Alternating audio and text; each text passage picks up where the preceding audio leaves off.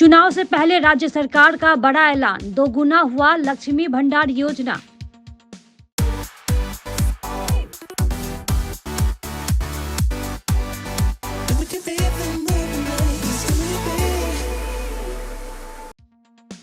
लक्ष्मी भंडार दोगुना हो गया है। चुनाव से पहले आज विधानसभा में राज्य का बजट पेश किया गया, जहां वित्त राज्य मंत्री चंद्रमा भट्टाचार्य ने विधानसभा में बजट पेश किया। बजट पेश करने के दौरान वित्त राज्य मंत्री चंद्रमा भट्टाचार्य ने लक्ष्मी भंडार योजना का भत्ता 500 से बढ़ाकर 1000 रुपए करने की घोषणा की। वहीं अनुसूचित जाति के लिए भत्ता 1000 से बढ़ाकर 1200 रुपए कर दिया गया है।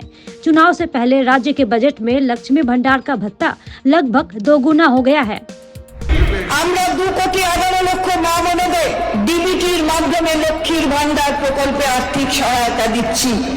আমাদের মা বোনদের হাত আরো শক্ত করার জন্য এই মা মাটি মানুষ সরকার আনন্দের সঙ্গে জানাচ্ছে যে লক্ষ্মীর ভান্ডার প্রকল্পে তফসিলি জাতি এবং জনজাতি শ্রেণীর জন্য আর্থিক সহায়তা বৃদ্ধি করে মাসিক 1200 টাকা এবং অন্যান্যদের জন্য এই সহায়তা বৃদ্ধি করে মাসিক 1000 টাকা করা হবে।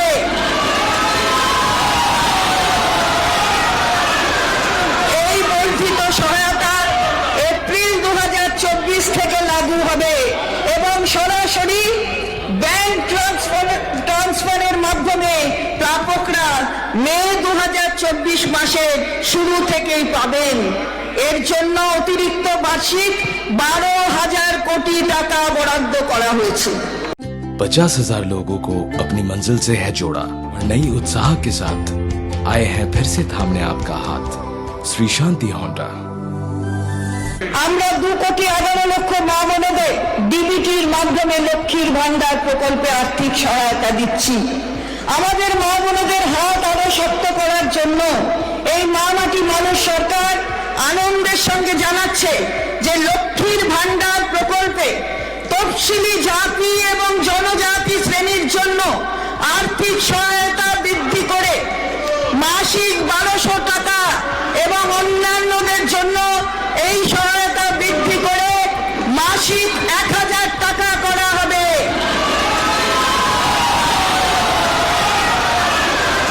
এই বর্ধিত সহায়তা এপ্রিল 2024 থেকে লাগু হবে এবং সরাসরি ব্যাংক ট্রান্সফারের মাধ্যমে প্রাপকরা মে 2024 মাসের শুরু থেকেই পাবেন। এর জন্য অতিরিক্ত বার্ষিক 12,000 কোটি টাকা বরাদ্দ করা হয়েছে।